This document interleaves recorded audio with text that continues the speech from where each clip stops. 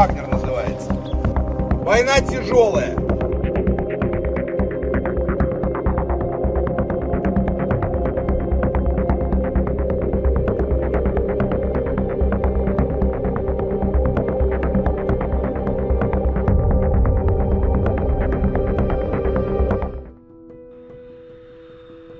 These visuals show the fatal plane crash northwest of Moscow that killed Yevgeny Prigozhin, the leader of the Wagner Group and a well-known figure in the world of private Russian mercenaries. Russian authorities confirmed Prigozhin's death with 9 others who were on board. However, social media channels associated with the Wagner Group alleged a different narrative, that the plane had been shot down by the Russian Air Force. For many, Prigozhin's demise was the chronicle of a death foretold after his mutiny against the Russian President Vladimir Putin 2 months ago. But behind this dramatic episode lies a larger story. The story of private security and military companies in Russia. How did the Wagner Group rise to prominence and wield such power that it could even instigate a mutiny against Russia? What role did it play in shaping the country's security landscape? It is a tale of power, intrigue, and a complex web of connections. To understand this, we need to delve deeper into the history and look at the events that paved the way for the emergence of the private military company, the Wagner Group. Наверное, слышали, ЧВК Вагнер называется. In this video, Yevgeny Prigozhin can be seen addressing a group of men in one of the correctional centers of Russia. The video highlights Wagner's recruitment strategy, which includes hiring soldiers from prisons, correctional centers, and other similar institutions. The fact that Prigozhin could recruit prisoners demonstrates the extent of influence he achieved within the Russian political and defense landscape. According to some analysts, the video in which Prigozhin is declaring himself as the chief of Wagner Group is supposed to leave no room for doubt. This was a business, and the Wagner Group was Prigozhin's brainchild. The Wagner chief Yevgeny Prigozhin started his career as a petty criminal, even spent a decade behind bars for his previous crimes. Released from jail in 1990, Prigozhin operated a hot dog stand in St. Petersburg before opening a restaurant called the Old Customs House, which attracted none other than Vladimir Putin. From there, his business began expanding. Initially, Prigozhin was just an acquaintance of Vladimir Putin. Their acquaintanceship evolved, and Prigozhin's trajectory took an unexpected direction. He started focusing more on catering businesses, and that's how he came to be known as Putin's chef. It is presumed that in 2014, at the beginning of the Russia-Ukraine war in Donbass and during the annexation of Crimea, Russia fomented a revolution in Kyiv.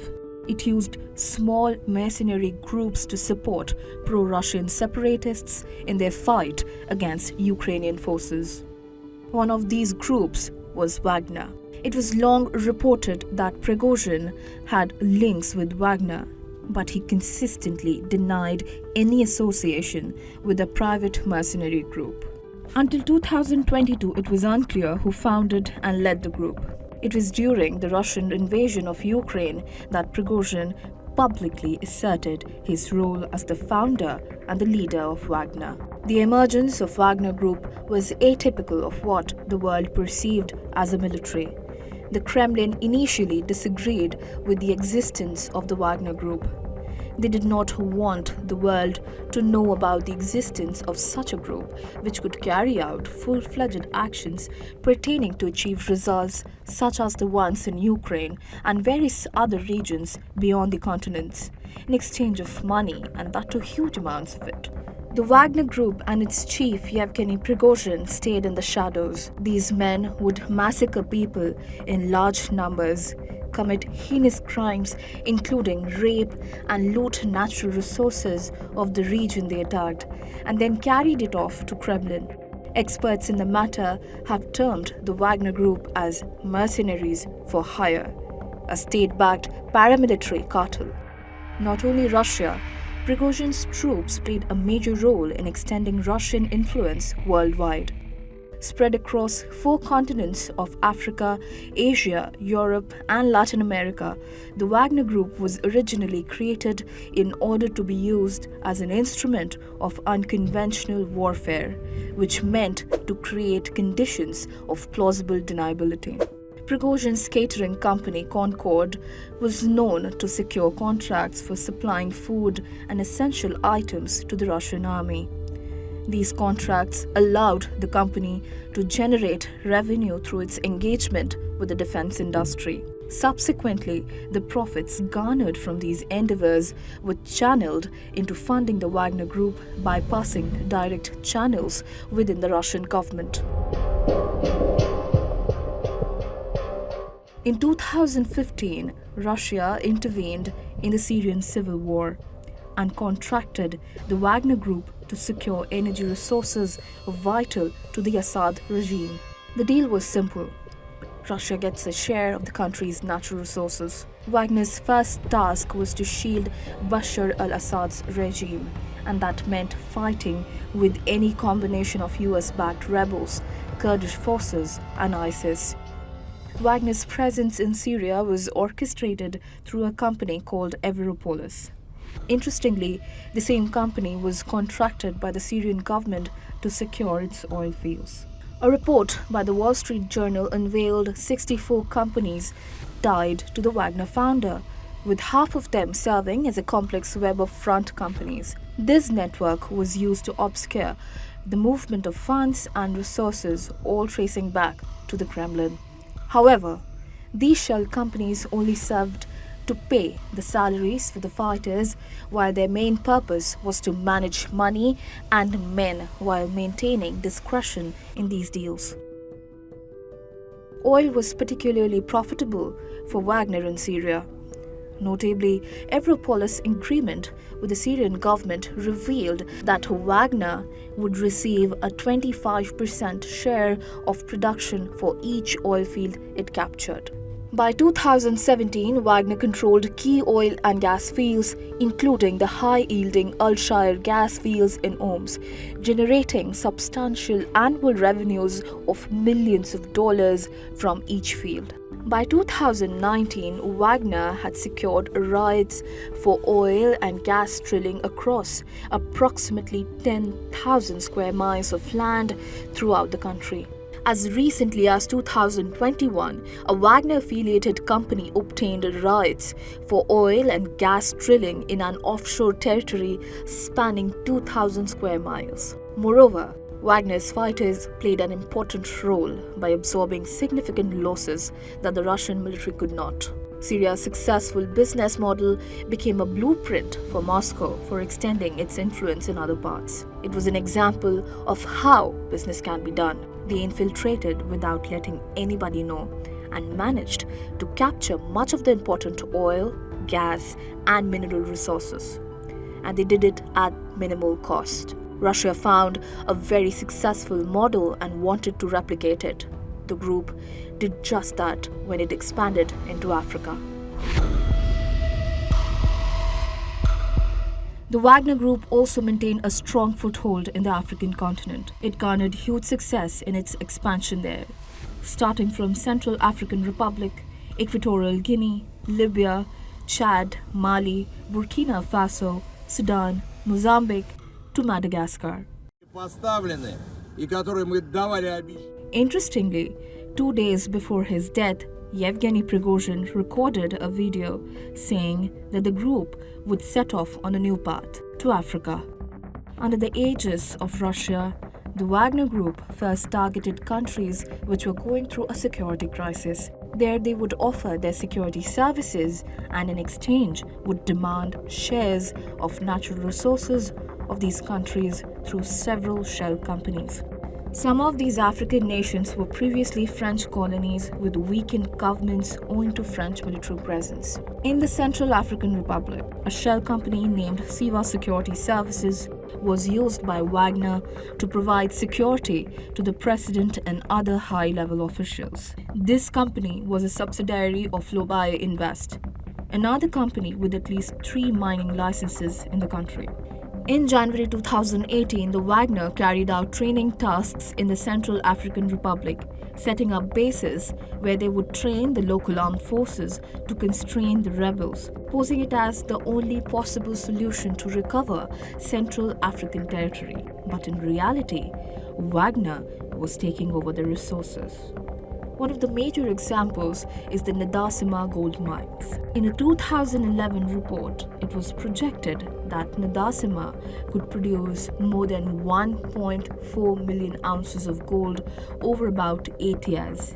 That's nearly $3 billion worth at today's prices. One of the most grievous incidents under the Wagner Group was the Boyo massacre.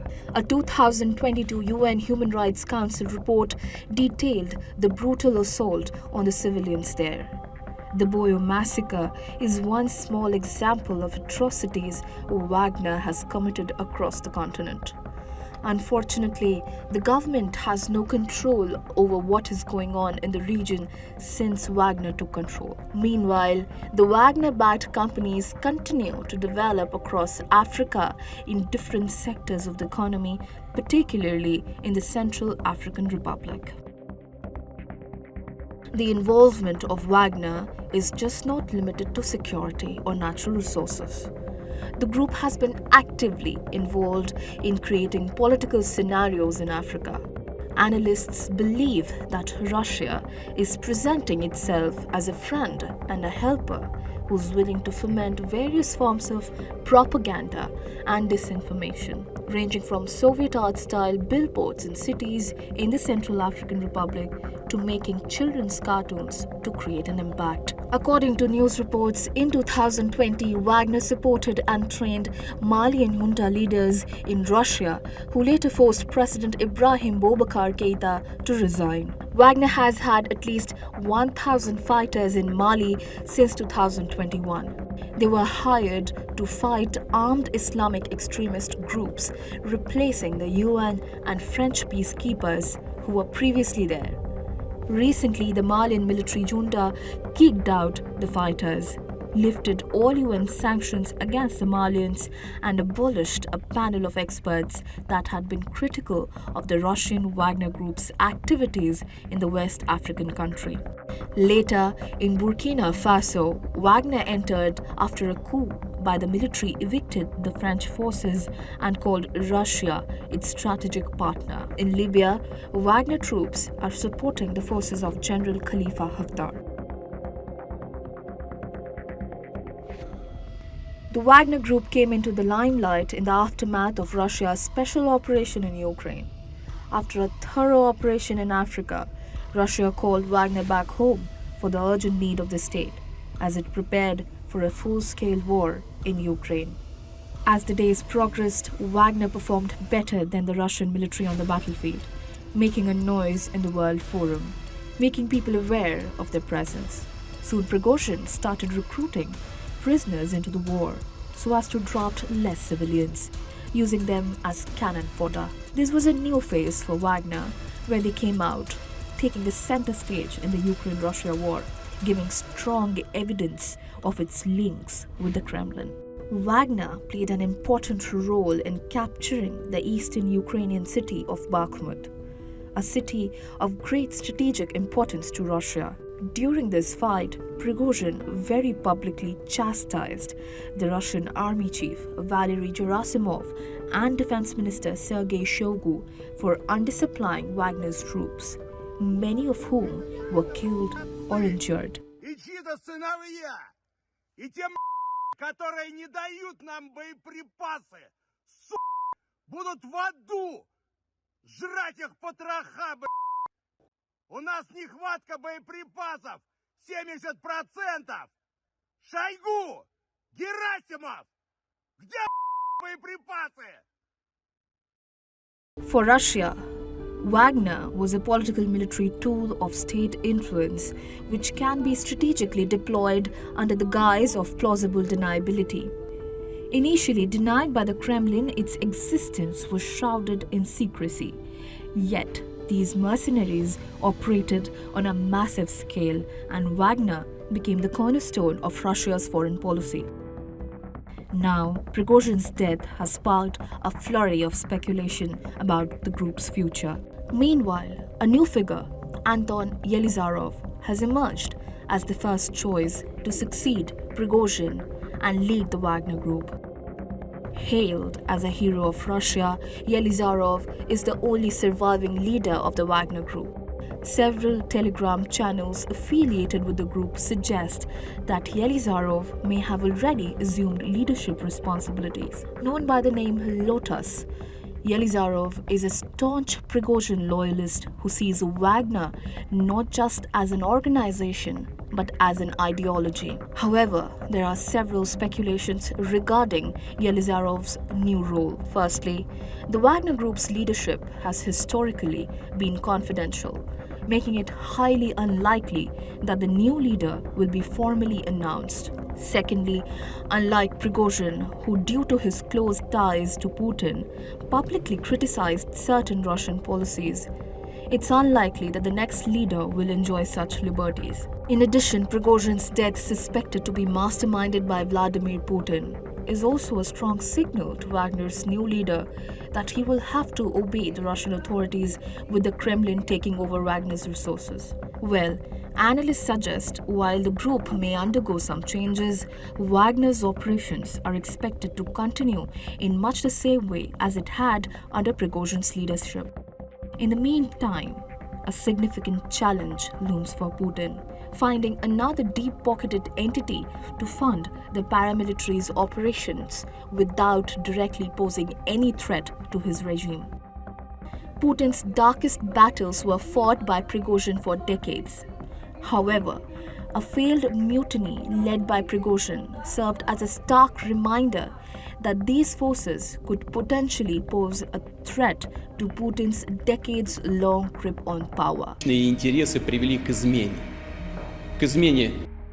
The name of Wagner may disappear, but not its troops in the field, and certainly not the methods Prigozhin created for his benefactor, Vladimir Putin.